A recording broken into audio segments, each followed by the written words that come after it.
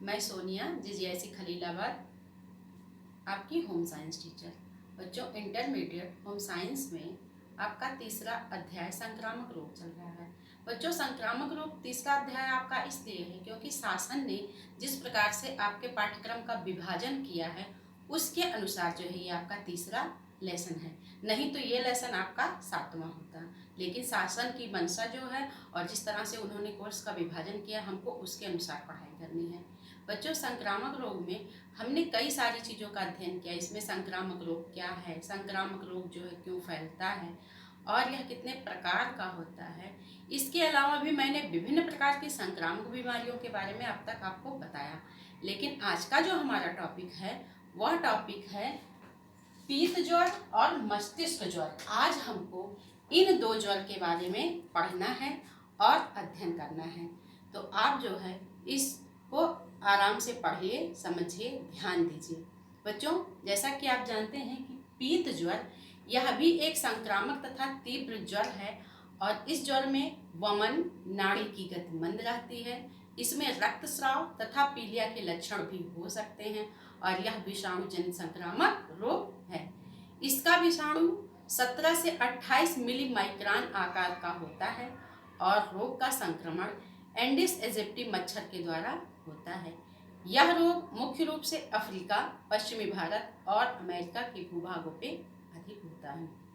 बच्चों, पीत ज्वर के लक्षण जो है कुछ इस प्रकार होते हैं और पीत ज्वर 3 प्रकार का होता है। इसमें आपका हल्का पीत ज्वर, तीव्र पीत ज्वर और दुर्दम्य पीत ज्वर। हल्के पीत ज्वर में आपको सिर दर्द, वमन, ज्वर, ठंड लगना, पीठ दर्द और भूख न लगना, उल्टी जैसे कई सारे लक्षण आपके शरीर में परिलक्षित होते हैं। लेकिन तीव्र पीत ज्वर में आपको इसका संक्रमण 3 से 4 दिन तक रहता है और इसमें बुखार के साथ साथ लीवर को भी क्षति पहुंचने का डर रहता है। इसमें अधिक पेट दर्द होने की वजह से पीलिया बढ़ने का खतरा रहता है जो स्वास्थ्य के लिए बहुत नुकसानदायक होता है। इसमें शरीर के समस्त अंगों में पीड़ा, काले दस्त और रक्तचाप की कमी तथा नाड़ी की गति मंद पड़ सकती है और रोग की घातक अवस्था में मूत्र आना बंद हो जाता है, यानी इसमें मूत्र त्याग की स्थिति में भी कुछ परेशानियां उत्पन्न हो सकती हैं। तो बच्चों, ये तो हल्का पीत ज्वर और तीव्र पीत ज्वर था। अब हम इसके सबसे जटिल पीत ज्वर दुर्दम्य पीत ज्वर की बात करेंगे। दुर्दम्य पीत ज्वर की स्थिति में शरीर का ताप 106 फ़ारेनहाइट से भी अधिक हो जाता है और खून की उल्टियां आने लगती हैं, जिसमें सांस लेने में तकलीफ होने लगती है और रोग की विकृति की अवस्था में यकृत, वृक्क तथा रक्त वाहिनियां प्रभावित होती हैं। यदि बच्चों समय रहते इसका पहचान कर लिया जाए तो इसके प्रभाव को कम किया जा सकता है और उचित डॉक्टरी सलाह के माध्यम से इसका इलाज भी हो सकता है। तो बच्चों, मैंने आपको बताया पीत ज्वर के 3 प्रकार, हल्का पीत ज्वर, तीव्र पीत ज्वर और दुर्दम्य पीत ज्वर।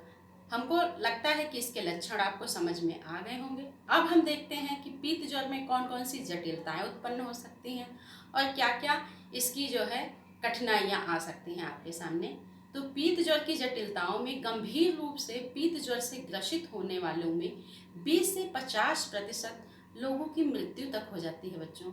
और पीत ज्वर के संक्रमण के दौरान लीवर और किडनी की खतरनाक समस्याएं, भ्रम तथा कोमा की स्थितियां भी उत्पन्न हो सकती हैं।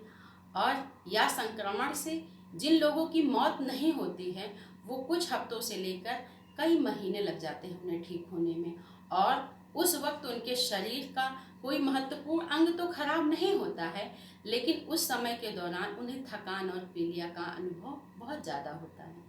अन्य जटिलताओं में इसमें निमोनिया तथा ब्लड इन्फेक्शन की भी समस्याएं उत्पन्न हो जाती हैं बच्चों। तो ये तो पीत ज्वर की जटिलताएं थीं। अब हम इसमें देखेंगे कि इसमें आहार और परहेज क्या क्या डॉक्टर हमको सलाह देते हैं। हम ये जानेंगे कि परहेज हमको क्या करना है और हमको आहार क्या लेना है। तो हम लेने योग्य आहार में आप इन चीज़ों को ध्यान रख सकते हैं। जैसे पीत ज्वर में हो सकता है रोगी व्यक्ति को भूख न लगे और भूख अगर लगती भी है तो रोगी व्यक्ति को कुछ खाने की इच्छा नहीं होती है। इसलिए ऐसे लोगों का आहार बिल्कुल सादा होना चाहिए जिसमें पर्याप्त मात्रा में कार्बोहाइड्रेट हो और यही उसके लिए उन्हें दलिया दिया जा सकता है। फलों का जूस और उबली सब्जियां भी उनको दी जा सकती है। ये भी हो सकता है बच्चों की पीत ज्वर में निर्जलीकरण की स्थिति उत्पन्न हो जाए, इसके लिए उन्हें आप पर्याप्त मात्रा में पेय पदार्थ भी दे सकते हैं। तो ये तो था बच्चों कि आप ये सारे आहार उनको दे सकते हैं। अब आपको हम बताएंगे कि उनको किन किन चीज़ों से परहेज करना चाहिए और क्या क्या उनके आहार में नहीं होना चाहिए। घी, मक्खन, क्रीम तथा तेल जैसी सभी वसा को कम से कम 2 हफ्ते तक ऐसे रोगियों को नहीं देना चाहिए। बाद में मक्खन व जैतून के तेल को उनके आहार में सम्मिलित किया जा सकता है, लेकिन इन्हें भी बहुत कम मात्रा में दिया जाना चाहिए। एक सामान्य वसा रहित कार्बोहाइड्रेट युक्त आहार जो सब्जियों तथा फलों से प्राप्त किया जा सकता है वही उनको देना चाहिए। तेल, मसालेदार, बहुत अधिक मीठा भोजन और भारी भोजन जैसे इसमें मछली, मुर्गी या मांस मछली आदि से परहेज कराना चाहिए। उनको इस तरह के आहार नहीं देने चाहिए। तो बच्चों ये तो था पित्त ज्वर की जटिलता, आहार और परहेज, यानी क्या आप उनको दे सकते हो और क्या आप उनको नहीं दे सकते हो। अब हम जानते हैं इसके रोकथाम के क्या क्या उपाय हैं। बच्चों इसमें जो है मच्छरों के से जो है आपको बचाव करना चाहिए और मच्छरों को नष्ट करके ही इस रोग से बचा जा सकता है। पीत ज्वर का टीका लगभग 4 वर्ष तक पीत ज्वर से संरक्षण प्रदान कर सकता है और रात्रि के समय में मच्छरदानी का उपयोग आपको अवश्य करना चाहिए और अपनी त्वचा को अधिक से अधिक ढक कर रखना चाहिए। यदि आप मच्छरों की अधिकता वाले स्थान पर जा रहे हो तो आपको पूरी आस्तीन के कमीज वगैरह अवश्य पहनने चाहिए, जिससे आपकी त्वचा ज़्यादा से ज़्यादा ढकी रहे और मच्छरों से इसका बचाव हो सके। स्वास्थ्यवर्धक पौष्टिक संतुलित आहार अवश्य लें। प्रातःकाल, सायंकाल या सूर्यास्त के कुछ समय के पश्चात कुछ बाहरी गतिविधियां ना करें और उचित चिकित्सक के परामर्श से इलाज अवश्य कराएं।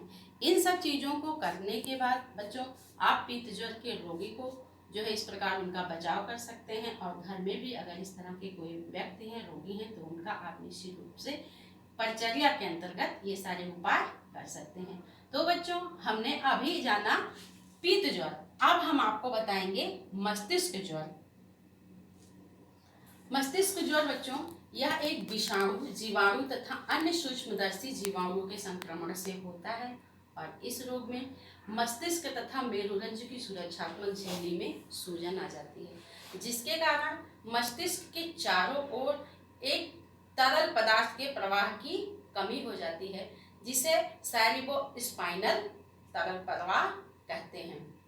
इसमें बच्चों कई सारे लक्षण परिलक्षित होते हैं जो मस्तिष्क ज्वर के हो सकते हैं, जैसे सिर दर्द, गर्दन की जकड़न के साथ ज्वर, अनिद्रा, चिड़चिड़ापन और शरीर पर लाल बैगनी रंग के चकत्ते पड़ जाते हैं। इसके अलावा पैरों में दर्द, अत्यधिक जुकाम तथा त्वचा का रंग भी असामान्य हो जाता है।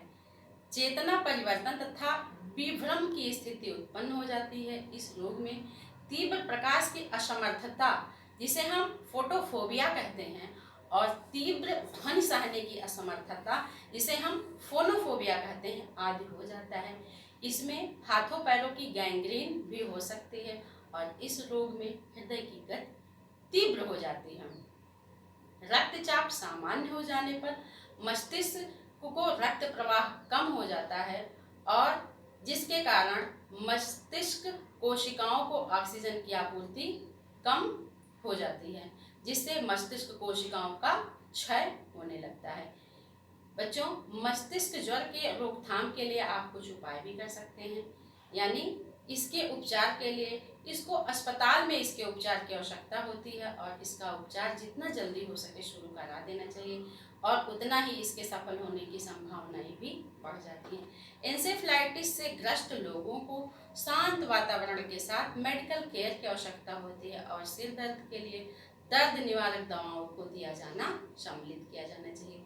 जिन लोगों में यह रोग गंभीर रूप से विकसित हो जाते हैं उनके उपचार में गहन देखभाल की आवश्यकता पड़ती है और इलाज के दौरान मरीजों को सांस लेने में मदद, यानी ऑक्सीजन मास्क की सहायता से, और खाने पीने की मदद ड्रिप के द्वारा दी जाती है।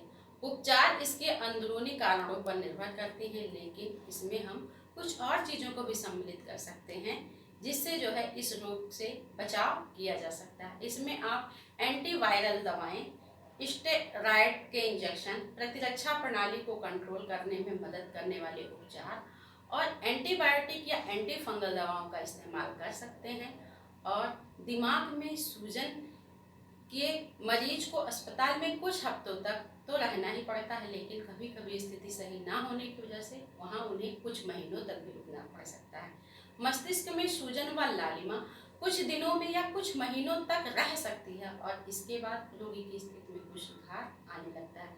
इसके अलावा भी बच्चों आप कुछ अन्य उपाय भी कर सकते हैं, जैसे गंदे पानी के संपर्क से आने से बचें और मच्छरों से बचाव के लिए घर के आसपास पानी इकट्ठा ना होने दें। बरसात के मौसम में बच्चों के बेहतर खान पान पर ध्यान दें। मच्छरदानी और कीटनाशक दवाओं का उपयोग करें और बच्चों को पूरे आस्तीन के कपड़े पहनाएं जिससे उनका स्किन ढका रहे और मच्छर से उनकी सुरक्षा होती रहे और उन्हें मच्छर ना काट पाए।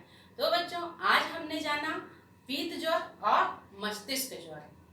संभवतः ये जानकारी आपके जो है सिलेबस में आपके लिए उपयोगी सिद्ध होगी और ये मस्तिष्क ज्वर और पीत ज्वर बोर्ड एग्जाम में भी आपका बहुत पूछा जाता है, चाहे 1 नंबर का वो क्वेश्चन हो, चाहे 2 या 4 नंबर के क्वेश्चन होते हों।